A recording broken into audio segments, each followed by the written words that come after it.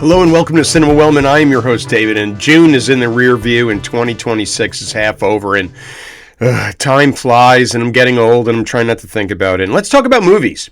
Only 7 of them for you today, and only one of those was a bomb, so it wasn't too bad of a cinematic month here at Wellman. Let's begin today. I got a little question for you. What makes you want to watch a movie? Is it the premise, the trailer, the genre, the director, the stars? There's no wrong answer here because as you know, I personally think you should watch every movie you are ever even interested in watching, period. And I'm only asking that question because I love Jill St. John, and she led me astray for once. Here's the worst. 1964's Honeymoon Hotel, approved. By whom? I don't know. 89 minutes, a blessing. IMDb 5.1, directed by Henry Levin. IMDb says a man's fiance, where's my fiance, leaves him at the altar. His friends persuade him, his friend, just singular friend, and he's a jerk, persuades him to use his honeymoon reservation at a couples-only Boca Raton resort anyway. I don't necessarily think she's a great actress, but I absolutely love Jill St. John. She's my favorite Bond girl, and I think she's worthy of her nickname, which is Magic. Jill St. John is the only reason I watched this movie, and boy, did they not know what to do with Jill St. John.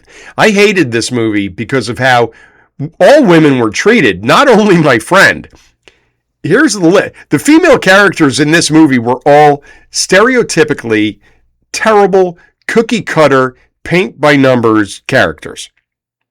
There aren't many choices on the menu for this movie if you are female. If you're a female in Honeymoon Hotel, you will be one of the following. You will be a shrew. You will be a battle axe, which is reserved for the older characters' wives. You will be manipulative and deceitful. Not just one or the other, both.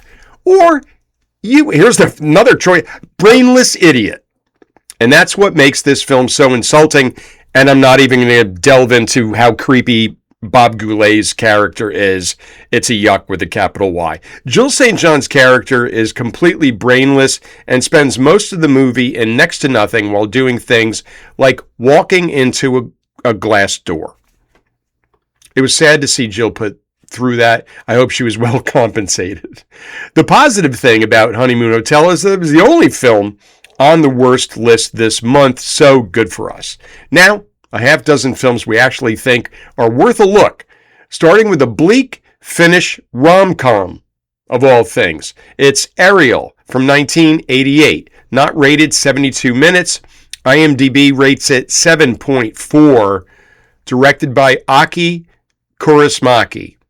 IMDb tells us a Finnish man goes to the city to find a job after the mine where he works is closed and his father commits suicide. This is a comedy. I was unfamiliar with director Aki Kaurismäki, but apparently this is his thing. Ariel is part of his Proletariat trilogy, and the director himself thinks this is his best film. I love watching directors' choices when their careers are close to over. Looking back, this was my favorite film. And if it's one of my favorites, I just feel great. Alfred Hitchcock's favorite film of all of his films was Shadow of a Doubt. And that's one of my favorites too. So I was like, okay, thanks. Thanks, Hitch. In Ariel, the main characters are wonderful together. And their meet cute was quite unique. After spending their first night together, Ermeli asks Taisto, "Will you disappear in the morning?" His response is, "No, we'll be together forever." And he was dead serious.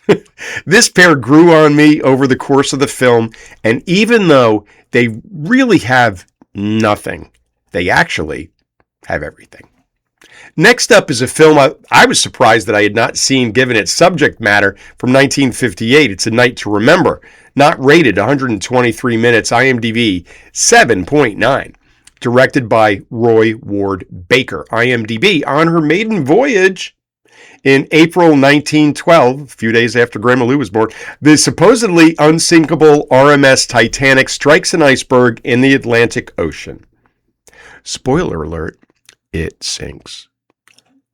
Reviewers say A Night to Remember is the definitive Titanic film due to its documentary-style realism and historical accuracy.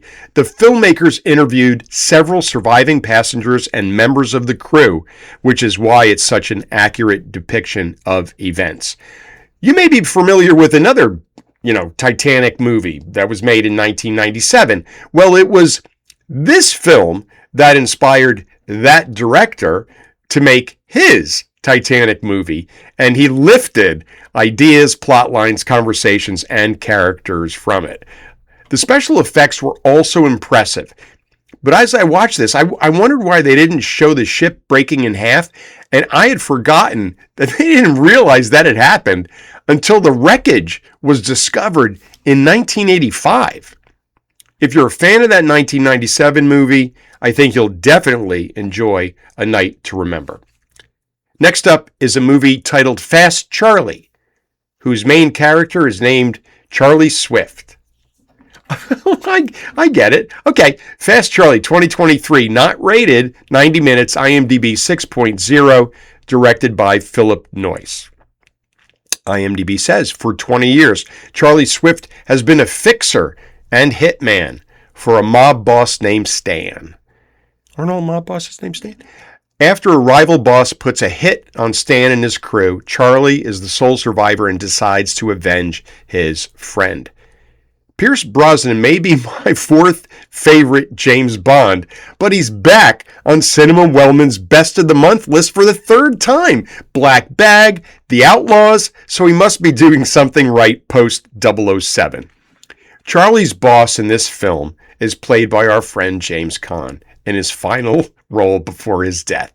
Jimmy Caan always made me smile, even when he was playing bad people. The first time I saw The Godfather, I wanted to be James Caan. Perhaps a less violent version, although I did admire him beating the shit out of his brother-in-law for hurting his sister. I'm not going to sit here and tell you this was groundbreaking, important cinema, but it was an action comedy that kept me entertained for 90 minutes, and so it's on the list. Next up is a film directed by Darren Aronofsky, who directed Pi, Requiem for a Dream, The Wrestler, Black Swan, The Whale. So you know you're in for something with him at the helm. It's Caught Stealing from 2025. Rated R, 107 minutes, IMDb 6.8, and as I mentioned, directed by Darren Aronofsky. IMDb says, when his neighbor asks him to take care of his cat, a former baseball prodigy now working as a bartender finds himself in the middle of gangsters without knowing why. Austin Butler is the unlucky bartender in this action comedy thriller that had such a terrific cast, I feel the need to give them all a curtain call. Along with Butler, who does a fine job, we have Zoe Kravitz, Griffin Dunne, who I love, Regina King, loved Regina King, and Bad Bunny. We're also treated to characters named Lipa and Shmuley. They are Hasidic gangsters played perfectly by Liev Schreiber and Vincent D'Onofrio, and their mother is Carol Kane. Have fun storming the castle. While this is dark, it's not nearly as heavy as some of Aronofsky's other offerings, and the cast and direction evaluated this past the standard action comedy fare. It does include something I dislike that films seem to do a lot, but I'll save that for our end of the year wish list episode, and I looked past it pretty quickly, but I will mention it.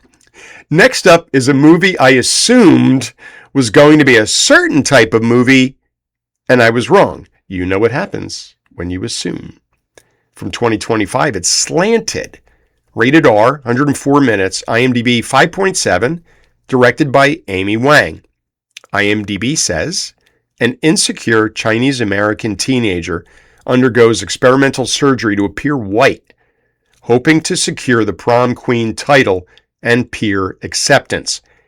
I went into this expecting it to be a body horror film, and it was actually a lot deeper than most movies in that genre.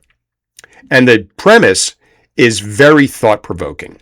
Shirley Chen plays Joan Huang, the Chinese-American yearning to be white, and the scenes with her parents before the surgery are heartbreaking.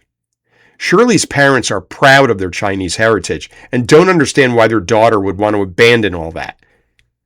My friend Crystal saw this before I did and told me, it's not your usual body horror film. And then she told me nothing else. Crystal knows how to pitch a movie. Slanted isn't your standard body horror film since it's really not gory at all. Not even close. As you can guess, the surgery doesn't go as planned, and Joan is forced to deal with her decision and its impact that it's had on her and her family. One movie to go, and I've seen over 10,000 movies. It sets the record for most people killed with a flaming axe. 2026's They Will Kill You. Rated R, 94 minutes, IMDb 6.3, directed by Kirill Sokolov. IMDb says a woman takes a job as a housekeeper in a New York City high-rise, unaware of the building's history of disappearances. She soon realizes the community is shrouded in mystery. I mentioned the flaming axe because it really was the only problem I had with this action, horror, comedy, thriller, all those genres from Russian director Kirill Sokolov. I enjoyed They Will Kill You so much that I'm already looking for other films directed by Sokolov. He's a big fan of 80s and 90s horror. Yes, please. And favors practical effects whenever possible. Cha-ching! All good. There was also something about what he did with the camera that made it look different to me. And we love different here at Cinema Wellman. And there are crawl space sequences where the characters are crawling through these crawl spaces he didn't speed up the camera at all. It's wild stuff. The lead is played by Zazie Beetz, and she kicks some major ass in several scenes of stylized ultraviolence. Patricia Arquette, Tom Draco Malfoy Felton, Heather Roller Girl Graham, co-star, and James Remar. And if you don't know who that is by his name, look him up. James Remar lends his voice to a disembodied pig head. This movie has it all. And there is so much blood in this movie that the stars needed to have manicures every other day to try to clean things up before soaking them with more blood. If you're not sure if this one is for you or not, just check out the trailer. It's hysterical and unforgiving. Well, that's a wrap from here at Cinema Wellman for the best and worst of June. Some impressive stuff that's currently available on Netflix and HBO Max or whatever they want to be called now. And as always, Hulu. We hope you're back with us in a day or two. It might be tomorrow when we'll continue Cinema Boston's World Cup of Film tournament with the knockout round. And it looks like we will be doing a third episode in that series to decide the champion. And until then, take care.